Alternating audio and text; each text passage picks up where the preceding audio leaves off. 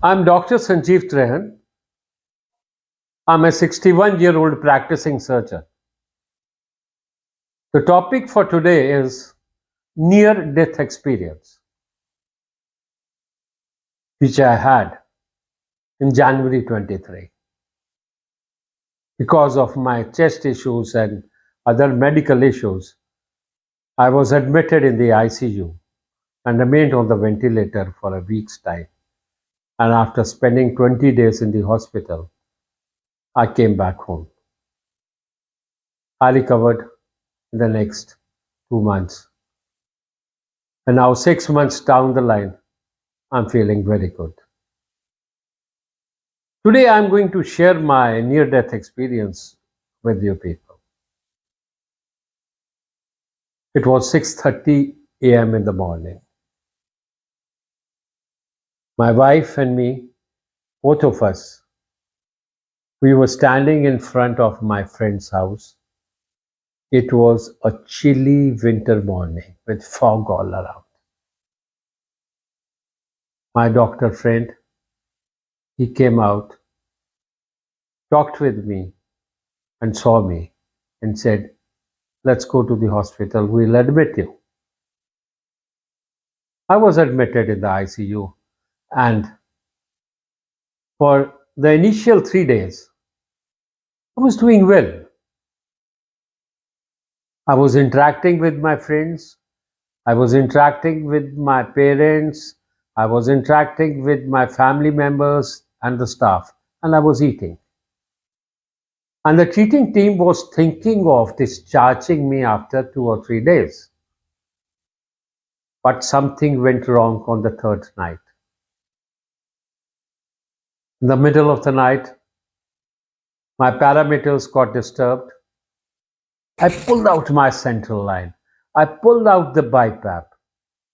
And I was put on the ventilator. For 1 week, I remained on the ventilator. After 1 week, when I came off the ventilator and I gained consciousness, I just looked around and started wondering where I am. I saw the staff standing beside me. I started interacting with her and came to know that I was in this hall for the past 10 days. Initial 3 days I was okay, and then the next 7 days I was on the ventilator, and now I am off a ventilator and my parameters are good. At once I started wondering what happened to me. I started recalling the past events. I couldn't recall anything except that me and my wife and my friend, we three of us, we are standing in front of his house on a chilly winter morning. And the other thing was a dream which I had during this period. Beside that, I didn't remember anything, how we reached his house, how we reached the hospital, and what happened in the initial 3 days. Nothing. I couldn't recollect anything.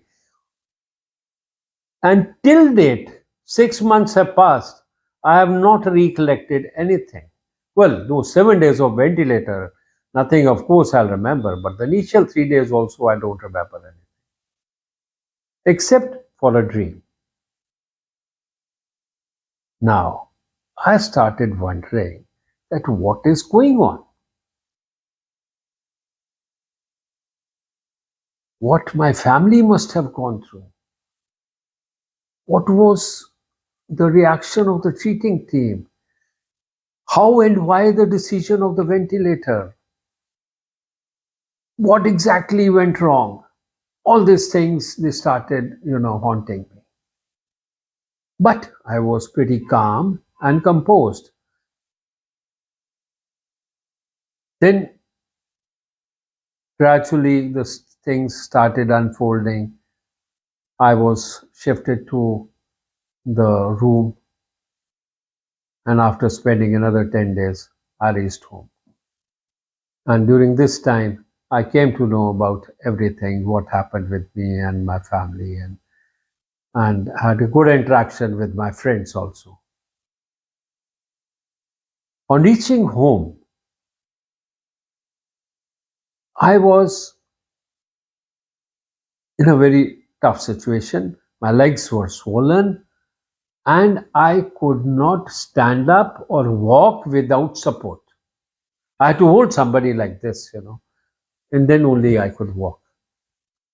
My mom was sitting beside me on the chair. She told me, "Why don't you try to press the bed like this and then stand up? Make an effort. Maybe you are able to do it." I just tried it and I was able to stand. Then she gave me the stick. She's 85-year-old with a lot of orthopedic injuries experience and all. Then she gave me a stick and said, "Just try to walk in this hall with the support of this." I tried it and it worked. The very first day, I was able to walk with the help of stick around 60, 70 steps. The next day, I climbed up the stairs and reached the bedroom.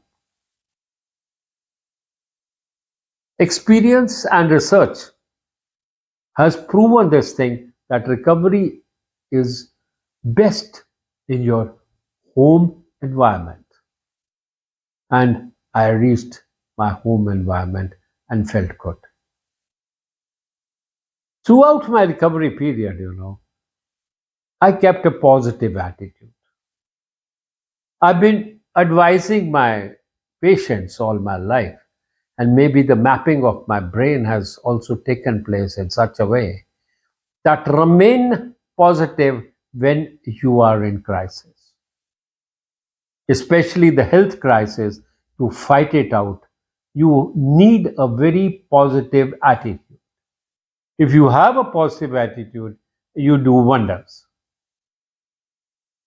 And plus, coming off the ventilator, which you're very lucky if you get a chance of it, that was giving me more positivity. After 1 week, I went for the follow up. When I was going for the follow up, I was wondering, well, Sanjeev, all this life you have been thinking of doing certain things. You know you need a lifestyle modification. You need to control your weight. That is the basic reason behind the whole problem. You know you have to quit smoking. So better do it. I've seen patients, even after this kind of a catastrophe, they don't change. They continue with their habits. But I really changed myself. I was able to quit smoking, which I've done till today also. I was able to have a selective diet and I was able to reduce my weight and no drinks during the recovery period. Every kilo I lost gave me a positive feeling that you can really fight it out. My thought process has always remained, to fight out the illness. And I was able to do it. Initially, there was the massage work going on, the physiotherapy was going on, then gradually shifted over to walking within the house, then outside the house, and yoga. And on top of that, a positive attitude that helped me to get out of this crisis. It had a great transformational effect on me. What I couldn't do it all this life, I was able to bring that change. And I lost 22 kgs. in 3.5 months. From 108 kg, I came to 86. It's not a small achievement, by any parameters. For me, it's a big achievement because I've tried throughout my life to control these things, but I've not been able to do it. But this time, I did it. So it was a big change in my life. Now, the biggest thing was that what happened during those 10 days. That was thing which was troubling me. I didn't allow many visitors to my house in the initial 3 or 4 weeks, but I kept on interacting with my friends. I kept on interacting with my nears and dears. I kept on interacting with my family members. In whatever information I got about those 10 days, I'm going to share with you. Because I don't remember anything except for one dream. Now, what was my treating team's reaction during that period of ventilator? My treating team has kept the fingers crossed. They took a lot of super specialist consultations. I would say that one of the super specialist consultation was a turning point in my treatment and recovery. And one of them asked them, one of my friends, he tried to, find out through some doctor friend of his that to get information about my status. And he was given the feedback that the next 24 to 48 hours are very critical for me. One of my friends during that period of ventilation, he came to the ICU, talked with me, but saw me and talked with the doctors over there. And then he touched my hands. He said my hands, they were swollen. And he just pressed my hand. And then he went out of the ICU with the feeling that this might be the final handshake. One of my friends, he came to the ICU, talked with the doctors, saw me. And after seeing me and my parameters, he stood in the ICU for 5 to 7 minutes in order to compose himself, in order to get back to normal, as he had to face my wife and my kids who were waiting in the corridor. A few of my friends, they were discussing about my prognosis, doctor friends, senior doctor friends. They were just discussing my prognosis, and they were of the opinion that everything is against me except my age, that I am 60 years old. They had even started thinking that if need be, where to shift me. So, in short, what I want to tell you is I was in a bad critical situation when I was on the ventilator. My family during this period did the minimum talking. They told me that they hardly used to talk even with themselves. My close relations, they were working, consulting astrologers. Religion and astrology, whether it has saved this country or it has ruined this country, is a debatable topic. But in this moment of crisis, this field of religion and this field of astrology gave a real positive boost to my family members, to my immediate family members, to cope up this crisis moment. Their visit to the temple was almost daily. Though we have prayer timings on a daily basis in the house. My wife, even after 20 days of reaching home, would suddenly get up in the middle of the night and quietly put the pulse oximeter on my finger without disturbing me in order to know whether during sleep I'm doing fine or not. Such was the fear in their minds. After 1 month, one of my friends came from outstation. He had a good experience of treating patients on ventilator. He had a real good experience. And he started probing me about those 10 days. But I kept on saying, well, I don't remember anything. I don't remember. But he kept on asking me. And then when I told him that I just remember one dream which I had, he said, just share your dream with me. Then I shared my dream with him. The dream was that I see a building, a three-storied building. Okay? There are rooms on both the sides, there are window glasses, the black window panes.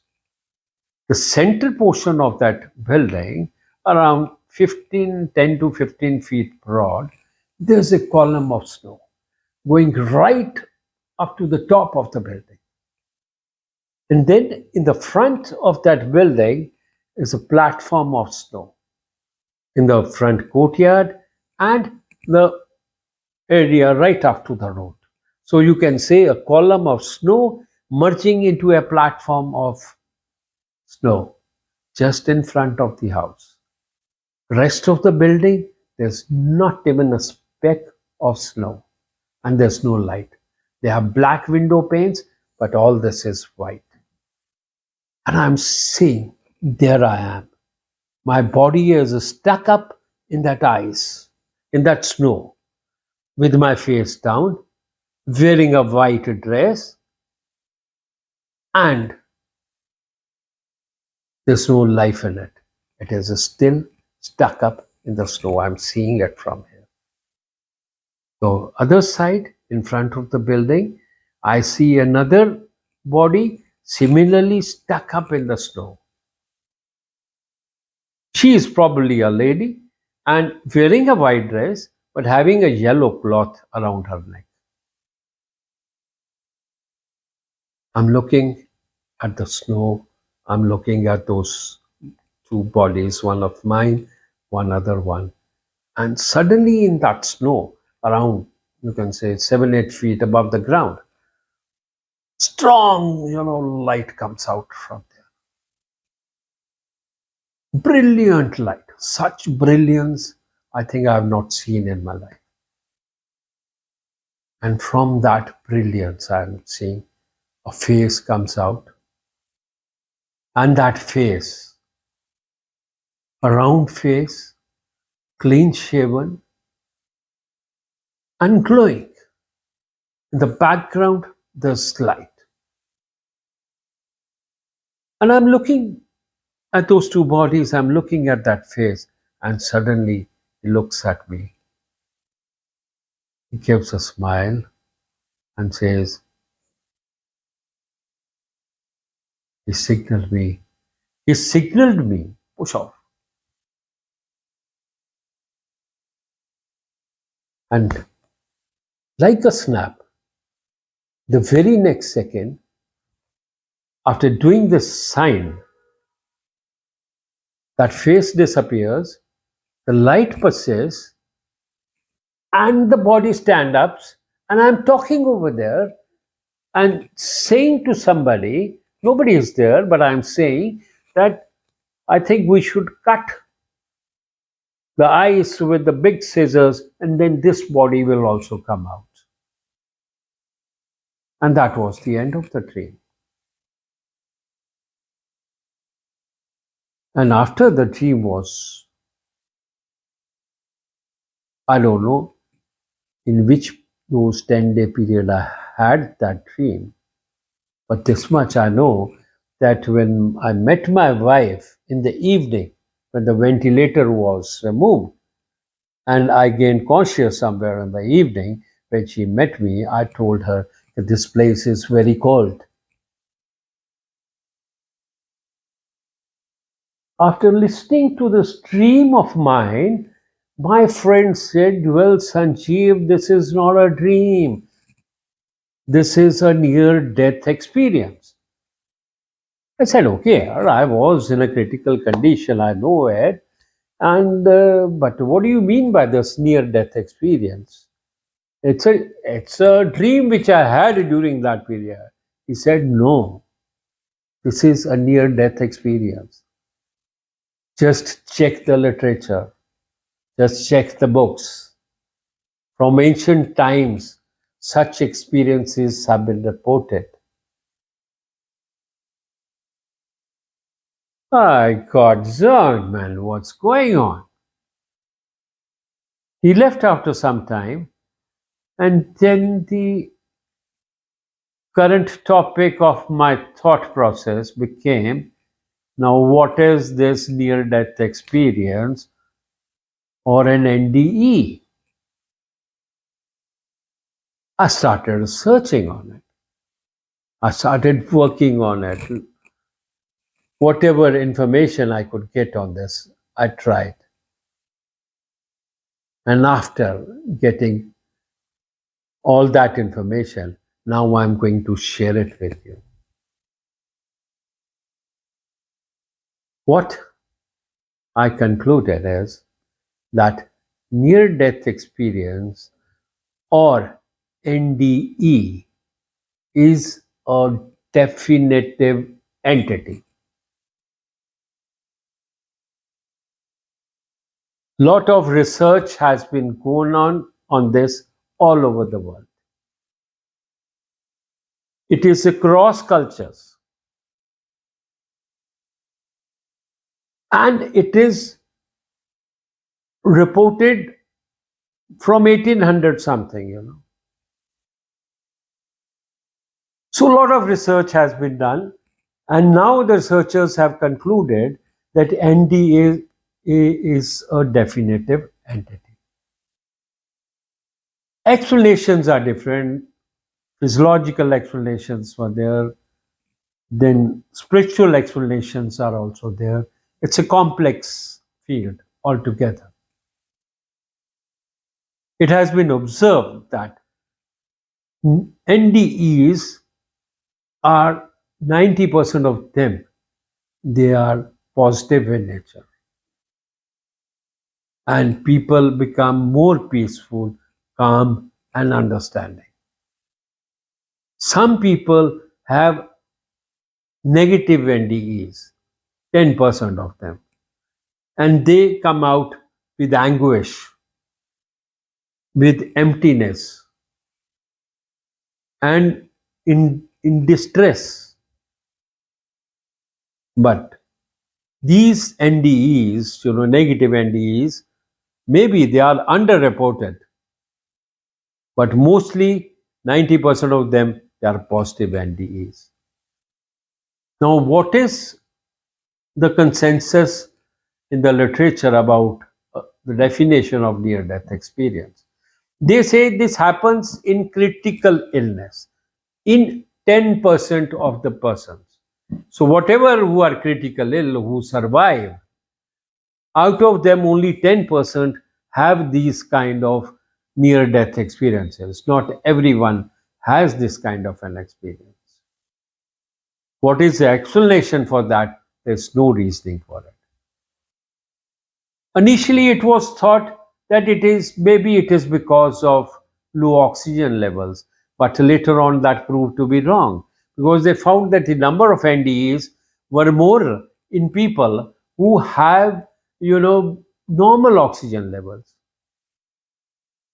Then the second thought was maybe these near death experiences are because of the medicines which we give during that critical illness. But that also was proven wrong because near death experiences were more in those persons who were given lesser medicines. Till now, there is no consensus on the cause of these near death experiences. Most of these near death experiences,